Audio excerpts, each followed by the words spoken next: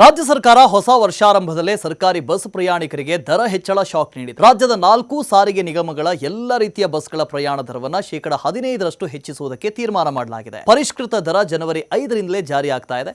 ಎಲ್ಲ ನಿಗಮಗಳ ಸಾಮಾನ್ಯ ಬಸ್, ನಗರ ಸಾರಿಗೆ ಬಸ್, ಐಷಾರಾಮಿ ಬಸ್ ಸೇರಿ ಎಲ್ಲ ಬಸ್ಗಳ ಹಾಲಿ ದರವನ್ನು ಶೇಕಡ 15ರಷ್ಟು ಸಮಾನವಾಗಿ ಹೆಚ್ಚಿಸಲಾಗಿದೆ.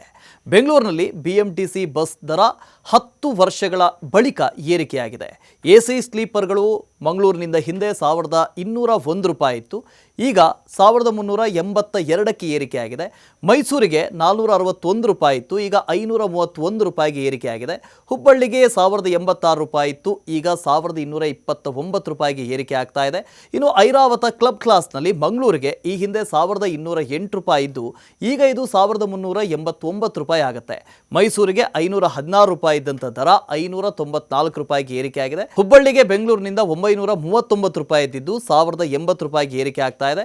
ಇನ್ನು ನಾನ್ ಎಸಿ ಸ್ಲೀಪರ್ ಮಂಗಳೂರಿಗೆ 1002 ರೂಪಾಯಿ ಇದ್ದಿದ್ದು 1153ಕ್ಕೆ ಏರಿಕೆ ಆದರೆ ಮೈಸೂರಿಗೆ 516 ರೂಪಾಯಿ ಇದ್ದಿದ್ದು 588 ರೂಪಾಯಿ ಹಾಗೂ ಹುಬ್ಬಳ್ಳಿಗೆ 1032 ರೂಪಾಯಿ ಇದ್ದಿದ್ದು 1187 ರೂಪಾಯಿಗೆ ಏರಿಕೆಯಾಗಿದೆ. ಇನ್ನು ಸಾಮಾನ್ಯ ಸಾರಿಗೆ ಬಸ್ ಮಂಗಳೂರಿಗೆ 424 ರೂಪಾಯಿ ಇದ್ದಿದ್ದು ಇನ್ನು ಮುಂದೆ 487 ರೂಪಾಯಿ ಆಗುತ್ತೆ.